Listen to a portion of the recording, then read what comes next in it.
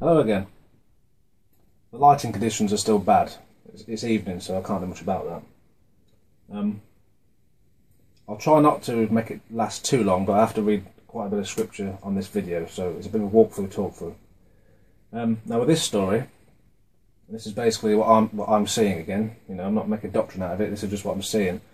If these things are true that I'm seeing, which I'm sure they are, it seems to be showing, like I said, the Aleph Beyt being like a divine pattern for basically life, how things work, scriptural stories, a whole lot.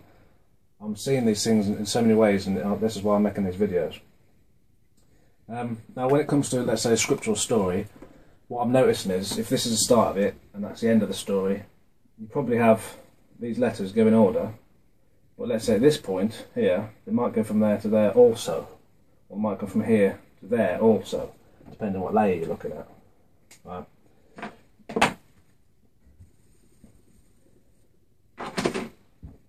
Again, by the end of it, you can be the judge as to whether you think I'm talking rubbish or truth, because I'm confident of it, otherwise I wouldn't be doing this video. And these things are constantly amazing me. This is, again, why I want to do it. I want to show you it. Got some notes. I'm going to have to read a lot of scripture. I'm sorry about that. Anyway, let's have a go. Alright, still reading from this translation.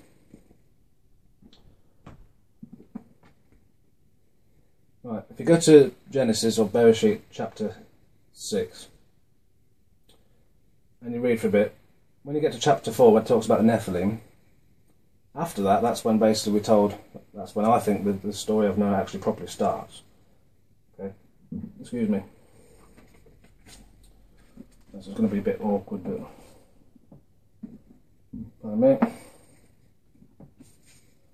Okay, 6. Starting at verse 5. And Yahweh saw that the wickedness of man was great in the earth, and that every inclination of the thoughts of his heart was only evil continually. So what I see is this. You got Yahweh to start with, that's Elohim, so you've got Aleph.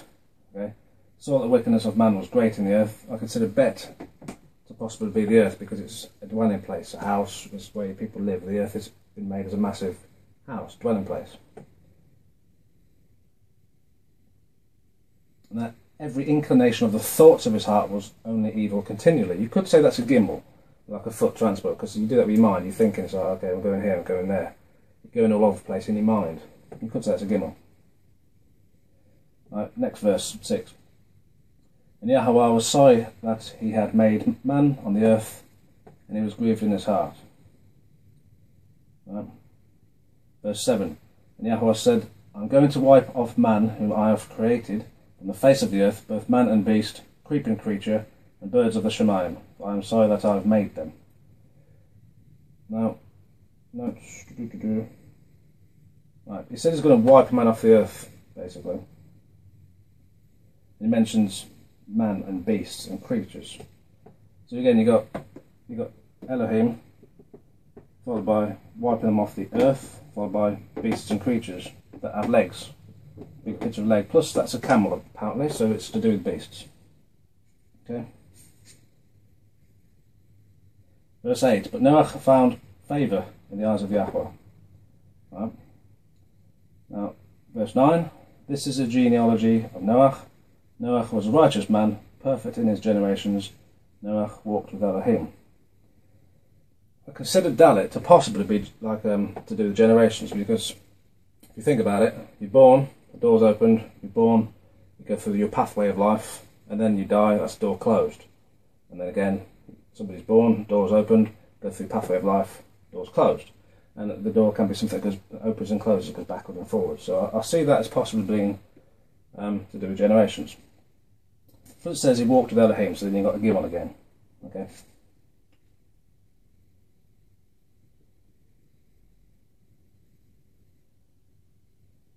And Noah brought forth 3 sons, Shem, Ham, and Japheth. So there you go. Yeah, there you go again. Generations brought forth.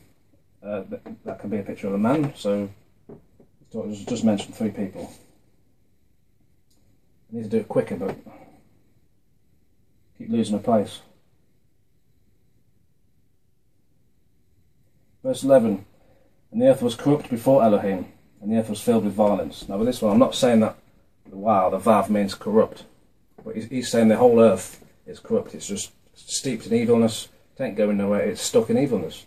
So the world is established in evilness. It's stuck. So you kind of get the idea of the tent peg fixing something. And it says that it was just violence all the time. Well, the Zion, like a ploughshare, but it's also like an axe or weapon, or tool. So you got the idea of violence there.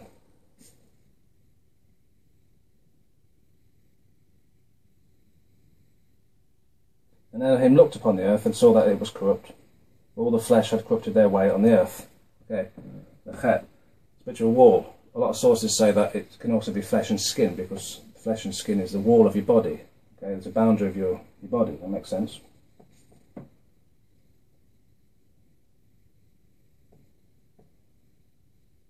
Again, I'm doing it all in order.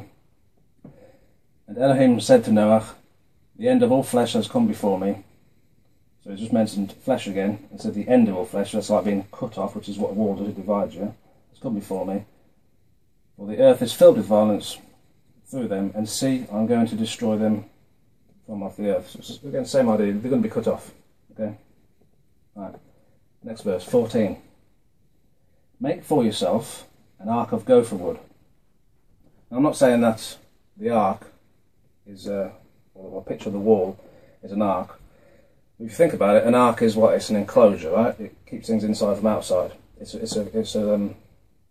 got a boundary to it. It's kind of made out of a wall. It's basically two walls joined together, sort of. Depends how you look at it, but you could say a chet could also be an ark in this case. Right? Make for yourself rooms in the ark. If you look at this, I know it's like fence post slatting, but you could also say it looks a bit like there's rooms there. Right. Okay, so make for yourself rooms, make for yourself an ark of gopher wood, make rooms in the ark, and cover it inside and outside with tar. Again, chet means inside and outside to do with division, and then cover it with tar. You've got the tet there, that letter, I'll say like a basket, something like that sort of surrounds, so you're covering it in that sense. It also means mud and earth, and what's tar? It's a type of mud and earth, so you've got tet there again. And what's the purpose of it? The purpose of the mud or earth or tar, pitch, bitumen, whatever you want to call it, is to waterproof it. You're protecting it. You know, you're making a shield, and this is also a picture of a shield. So you've got loads of text going on. Right, again, in order, verse 15. And this is how you are to make it. The length of the ark is 300 amah. Amah's the Hebrew term for a cubit, so you've got the tip of your middle finger to your elbow. Its width 50 amah, and its height 30 amah. Make a window for the ark, and complete it to an amah from above. And put the door of the ark in its side. Make it with lower, second, and third decks. Okay. So he's talking about making it. This is how you want. When you've covered it with pitch and stuff, you're using a yod, your hand, to make it, to do the creative power. And he's just designed everything about a cubit. Well, here, very big. It's sort of, you could say it's your elbow, your forearm, elbow. Same sort of picture. So you've got a picture like a cubit, if you like. Right. And see, I myself, okay, Elohim is the authority. Right, so now we've on Lamed, which is the authority. Elohim is the authority. I'm bringing, that's bringing, sending, that means send, towards, floodwaters on the earth. Send in floodwaters. Right, maim, water, on the earth. To destroy all flesh, seed, noon, fish, something growing, next generations, to do with flesh, and living things. We destroy all flesh, in which is a breath of life from under the Shemayim, and that is on the earth is to die. And I shall establish my covenant with you. Yeah, I'm going to have to read a massive section now. It's probably going to bore you. It repeats itself an awful lot, but you will see why. And I want to do it in order to show you. Bear with me. I'm not very good at reading out loud, but here we go.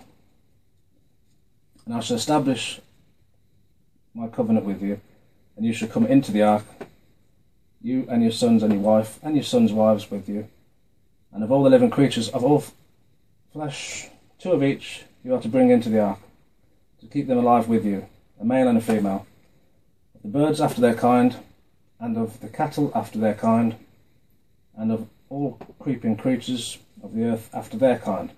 2 of each are to come to you to keep them alive. As for you, take of all food that is eaten and gather it to yourself, and it shall be food for you and for them. So here you've got the idea, it's all kind of the same thing. Take animals on the ark. That's basically what's all been said, just put animals on the ark and bring food. So the samech, again, it's like a prop, something that lifts you up or supports you. Right? Ark is life support, that's the point of it. Right? Plus it's going to be lifted up off the water. So you've got noon, that's all the animals nooning, sort of, you know, making their way, continuing to the ark. That's life, and the whole point is to propagate the seed for the next generations, and you could say it's food because it's seed, it's all there, in the right place. Right, verse 22. And Noah did according to all that Elohim commanded him, so he did. Again, you'll have to forgive my stuttering, I'm not very good at reading and speaking. Right, chapter 7. And Yahweh said to Noah, come into the ark, you and all your household, because I have seen that you are righteous before me in this generation. Of all the clean beasts, take with you 7 pairs, a male and a female, and of the beasts that are unclean 2, a male and his female. And of birds of the Shemaim, 7 pairs, male and female, to keep offspring alive on the face of all the earth. After 7 more days I am sending rain on the earth, 40 days and 40 nights, and shall wipe from the face of the earth all that stand that I created. And Noah did according to all that Yahweh commanded him. Now Noah was 600 years old, and the flood waters were on the earth. And Noah and his sons and his wife and his sons' wives went into the ark because of the flood waters, because of the waters of the flood, of the clean beasts and of the beasts that are unclean, and of birds and of all that creep on the earth. Mouthful, isn't it? 2 by 2 they went into the ark to Noah, male and female, as Elohim had commanded Noah. It came to be after 7 days that the waters of the flood were on the earth. Stop there for a minute. So again, he's repeated himself so many times. It's basically saying, you know, get all these animals, take them onto the ark, and then it basically says, now the animals are being took onto the ark. It's repeating. It's the same thing. It's water coming, get the animals on the ark to propagate life. You know, let's say Samach's the ark in this case because it's, you know, it's what supports them. It's just this mem, noon, samach, mem, noon, samach, just repeatedly all over for ages and ages, even up to verse 8 in some ways. But there's a little bit extra. Verse 11, next one. Again, I'm doing it all in order. In the 600th year of Noah's life, in the 2nd month, the 17th day of the month, on that day all the fountains of the great deep were broken up and the windows of the Shemaim were opened. Now, next letter's ayin, picture of the eyeball. It also means fountain in spring. So again, that's in exactly the right place that you'd expect. Okay? And the rain was on the earth 40 days and 40 nights.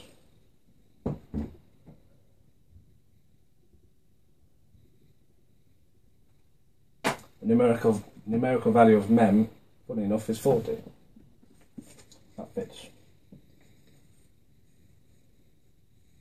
Lost my place. Great.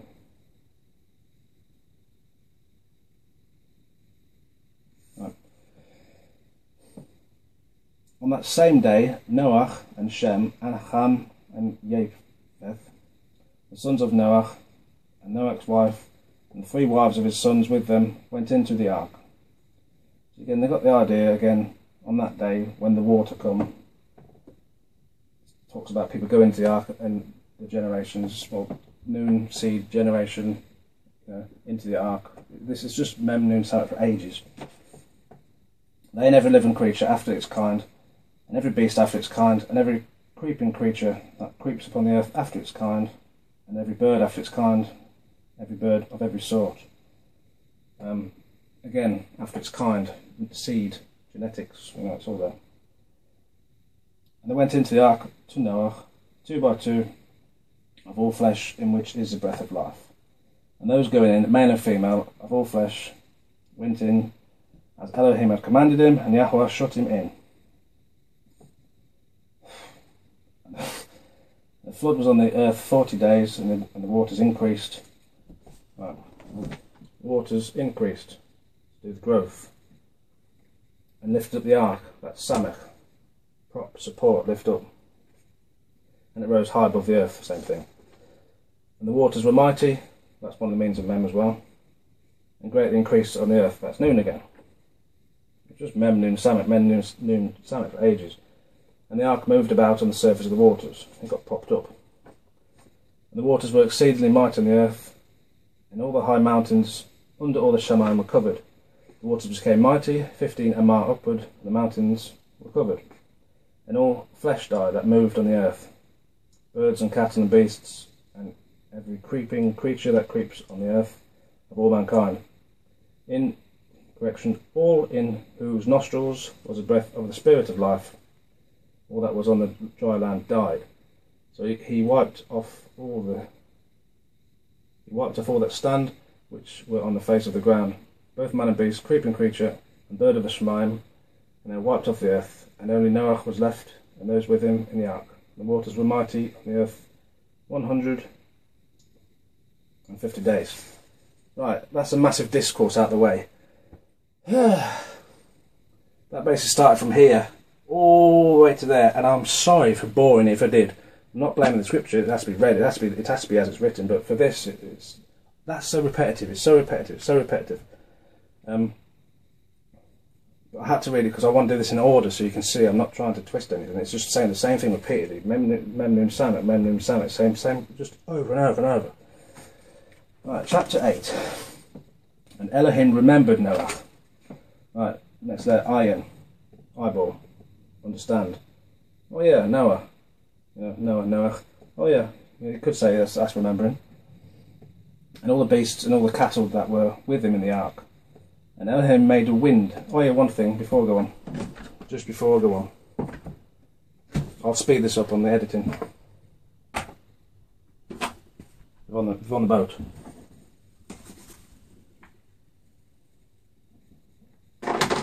Right. 1 minute. Don't want you seeing it till done.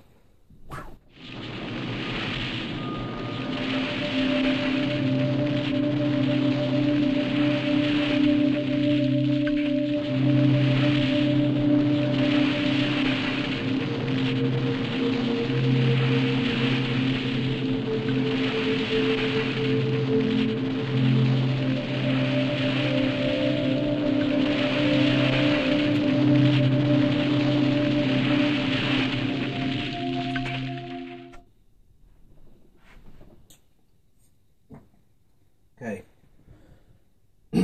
All the animals and people and all the food, there's everything. It's in the ark. It's in what I'm seeing as a summit because it's life support system. It pops them up. I keep on about it. You get the idea.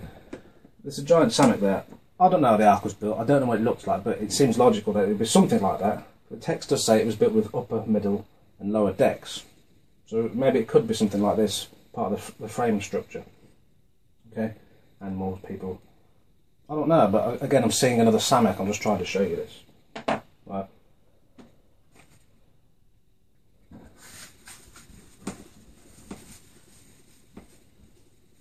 In the right place, that is. Back to the narrative. Right, chapter 8. And Elohim remembered Noah and all the beasts and all the cattle that were with him in the ark. And Noah made a wind to pass over the earth, and the waters subsided. Right. Remember I said, remember that could be I. Well, the next word is, letter is pay, which is to the mouth, and blowing. That's what it means, pay, blow, wind. Right. And the water subsided, yeah. The fountains of the deep and the windows of the Shamayim were stopped, and the rain from the Shamayim was withheld. Yeah, you got an iron again to fountains. The waters receded steadily from the earth. You could say it's sad, it's making its own little pathway, maybe, from the earth.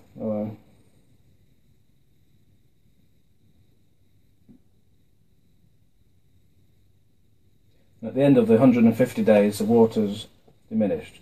In the 7th month, the 17th day of the month, the ark rested in the mountains of Ararat. So there again, you've got 7th month, it's talking about time. Some reckon that, like I said before, the kuf, it's to do with time, it's to do with cycles and circular motion. And it talks about rest on the mountains of Ararat. Your resh, your head, the head of the earth, what's high, mountain. Right. All that, chapter 8, 1 to 4 is a little bonus. Right, because now I'm going back again. Right. And the waters decreased steadily until the 10th month. In the 10th month, on the first day of the month, the tops of the mountains became visible.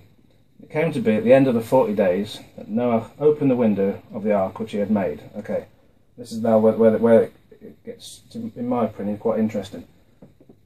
Eyeball again. Right, opened window of the ark. And he sent out a raven which kept going out and turning back, going out and turning back, until the waters had dried up from the earth. And he sent out a dove with him, to see if the waters had receded from the face of the ground. But the dove found no resting place for its feet, and returned into the ark to him, for the waters were on the face of all the earth. So he put out his hand and took it, and pulled it into the ark to himself.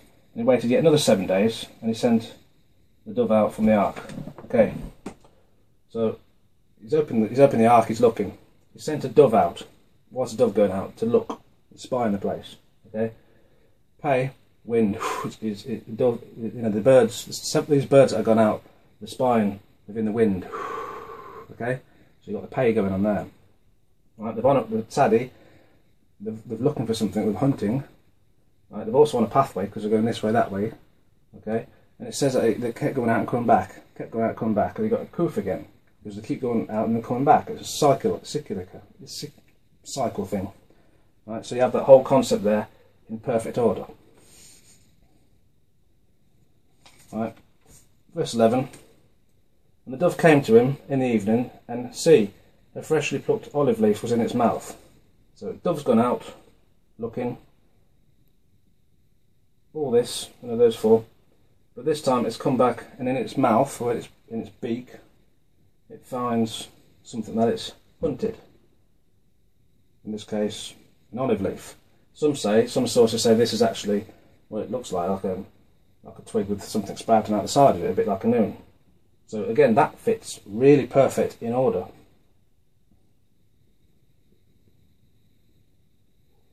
And Noah knew that the waters had receded from the earth. And he waited yet another 7 days and sent out the dove, which did not return to him again. Okay, so he sent another dove out. This time it didn't return because it went out. Right, it went through the wind on its path, but it found its path, it found its way, so it didn't come back. Okay? And it came to be in the 601st year, in the 1st month, the 1st day of the month, that the waters were dried up from the earth. Right, again, in perfect order, kuf, we're talking about time again. 600 years, etc. time. And Noah removed the covering of the ark and looked, and saw the surface of the ground was dry. And in the 2nd month, on the 27th day of the month, the earth was dry again. It's kuf, talking about time. And Elohim spoke to Noah, saying, Go out of the ark, you and your wife, and your sons wives with you. Bring out with you every living creature, of all flesh that is with you, of birds, of cattle, and all creeping creatures that creep on the earth, and let them teem on the earth, and bear and increase on the earth. And Noah went out, and his sons, and his wife, and his sons' wives with him, and every beast, every creeping creature, and every bird, whatever creeps on the earth, according to their kinds, went out of the ark. Okay? Okay, so it's talking about time. Elohim now said, okay, get off the ark. Go out of the ark. Okay? Alright. Bosh! Where am I standing? I'm on the mountain. The head. What's high? Okay? The summit, the pinnacle. Perfect order. Very next verse, 20. And Noah built an altar to Yahweh, and took of every clean beast, and of every clean bird, and offered burnt offerings on the altar. Sheen, destroy the animals, burn them. It's burnt offering. Perfect order again.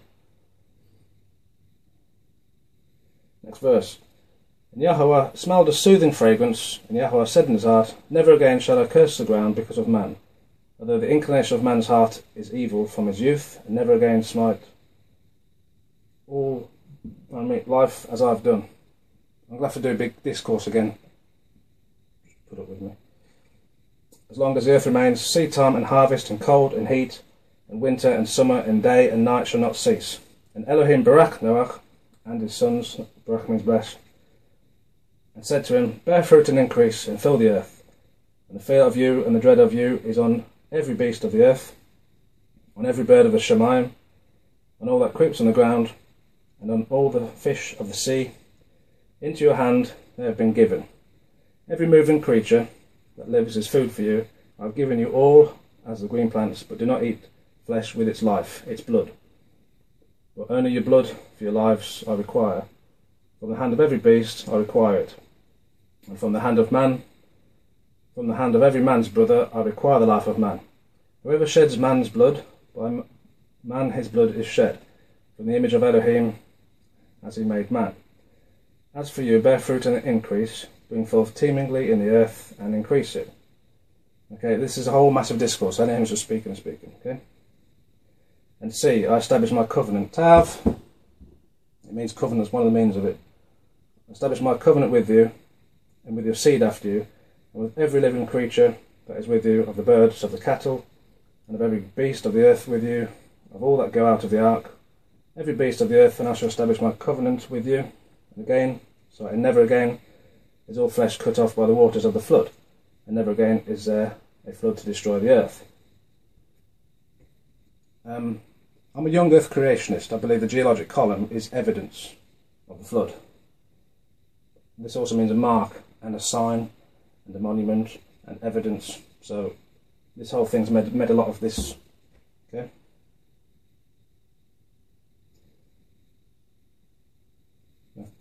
And Elohim said, This is a sign of the covenant which I make between me and you, and every living creature that is with you, for all generations to come.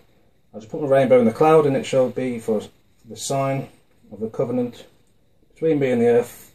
And it shall be when I bring a cloud over the earth, that the rainbow shall be seen in the cloud, and I shall remember my covenant, which is between me and you, and every living creature of all flesh, and never again let the waters become a flood to destroy all flesh. And the rainbow shall be in the cloud, and I shall see it, and remember the everlasting covenant between Elohim and every living creature of all flesh that is on the earth. And Elohim said to Noah, This is a sign of the covenant which I have established between me and all flesh that is on the earth. Right. I think that's the end of the story. After this, it basically says Noah made a vineyard and got drunk. Okay, so that's basically the end of it. Many thanks and appreciation if you have actually watched the video in order this far. Put it with me, go stuttering because I'm not very good at reading. I can read perfectly, but speaking out is a different story.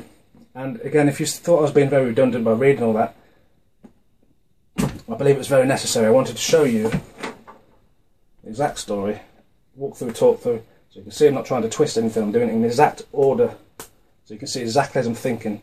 Okay, that's why I did that. Last bit, that whole discourse. Covenant, covenant, covenant, covenant, covenant, covenant, mark, sign, covenant, covenant, sign, mark, covenant. I can't say it enough times. Okay, that whole story again. To me, the order was perfect. Occasionally it's like stop and go da da da da da da da. Then it would go back, and sometimes yes, it would come back a little bit, but the main events, it's all perfect in the perfect order. And this is again, how can I put it? This sort of thing really makes me believe that Elohim designed the language. Again, I'm not trying to make doctrine out of this. You might say, well, that's great. How's it going to help me in life? Well, the way it helps me is it gives me greater faithful belief in him and his word and Hebrew. It gives me greater appreciation for it. It shows me all this wisdom that's in it. And hopefully, if you agree with me at least, if you can see what I'm thinking, hopefully you'll probably encourage you to probably dig into the Hebrew a bit, because it's so much more rich. You look at English, well, like my second video, I won't go into it, but the second video, the word about the sun. I've experimented. I spoke to people going, okay, the English word sun, sun. What can you tell me about it? And they all go, it's that ball of fire up there. Yeah, I know. But looking at the words, the letters, what can you tell me about it? It's the sun. That's as far as you're going to go. With Hebrew, it's a whole different ball game. Okay, so thank you for watching, and please tell me what you think, because you know these can be taken different ways. You could say, "Oh, I'm making it up." I don't think I am. I've just showed you exactly in order how everything just fits so incredibly well. Well, that's it.